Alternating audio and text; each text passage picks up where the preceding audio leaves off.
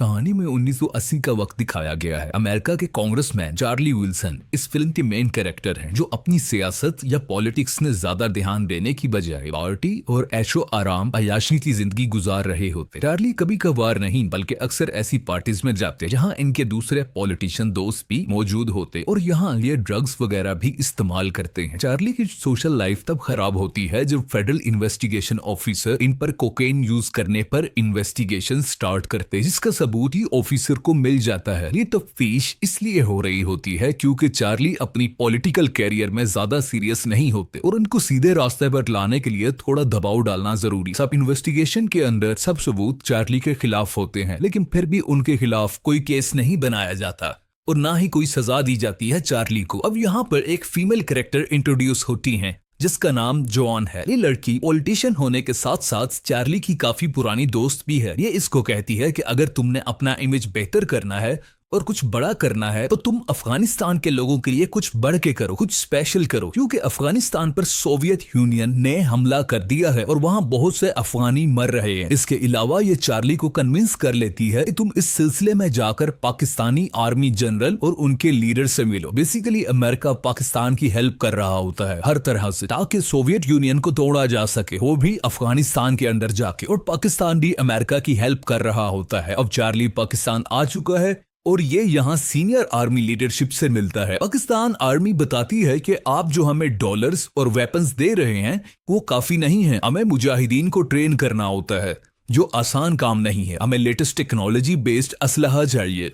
और इसके अलावा वॉर एड बढ़ाने की भी बात की जाती है, यानी कि मजीद पैसे भी मांगे जाते हैं, क्योंकि जंग का मतलब है बहुत सारा पैसा पानी की तरह बहाना। इसके अलावा जनरल चार्ली को यह भी कहता है कि सोवियत के हमले से सब अफगानी रिफ्यूजीज बहुत बुरी हालत में, आपको जाकर देखना चाहिए। हमें पाकिस्तानी रिफ्यूजीज कैंप को भी बेहतर करना है ताकि वो आने वाले अफगानी लोगों को एक मुनासिब जिंदगी गुजार सके। जनरल कहते हैं कि वो अफगानियों को बेहतर जिंदगी गुजारने के मौके देना चाहते हैं, लेकिन उसके लिए पैसों की बहुत कमी है। चार्ली रिफ्यूजी कैंप में पहुंच गया है और वो यहाँ सब लोगों को देखता है जो बहुत बुरे हालात में जिंदगी से लड़ रहे होते हैं। इसे बहुत अफसोस होता है इनकी ये हालत देखकर, और ये इरादा करता है कि मैं इनकी हर हालत में हेल्प करूंगा, चाहे मुझे कुछ भी करना पड़े। चार्ली वापस अमेरिका आ जाता है। वो अपने सीनियर्स को कन्विंस करता है कि हमें पाकिस्तान के जरिए मुजाहिदीन की फंडिंग पहले से बहुत ज्यादा बढ़ानी होगी, यानी कि इंक्रीज करनी हो। इसके अलावा लेटेस्ट वेपन्स भी देने की बात करता है। अमेरिका ये सब पीछे रह के कर रहा होता है, लेकिन पाकिस्तान की मदद से, क्योंकि अमेरिका खुद सामने नहीं आना चाहता था। अमेरिकन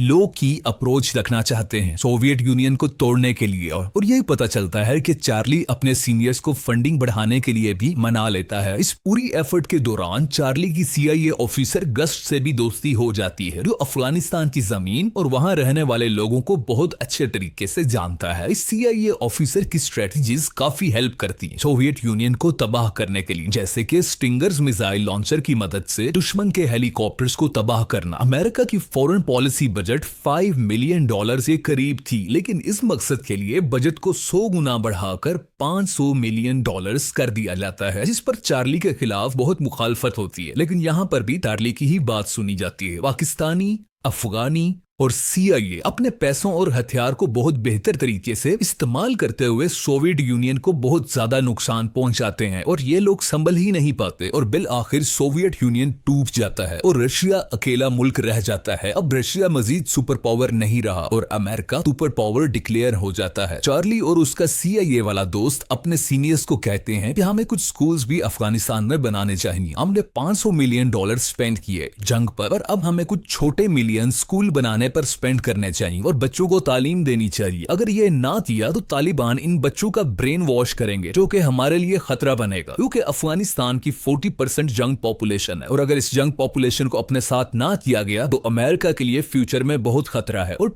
फिर कुछ स्कूल भी बनाने की अप्रूवल हो जाती है। फिल्म के एंड पर चार्ली की गवर्नमेंट और आर्मी की तरफ से तारीफ होती है और उसे अवार्ड्स दिए जाते हैं, क्योंकि ये सब चार्ली ने बहुत कामयाबी से अपने मुल्क अमेरिका के लिए सीक्रेटली सर्व किया होता है। चार्ली और उसके दोस्तों की प्लानिंग की ही वजह से अमेरिका को कामयाबी मिली होती है, और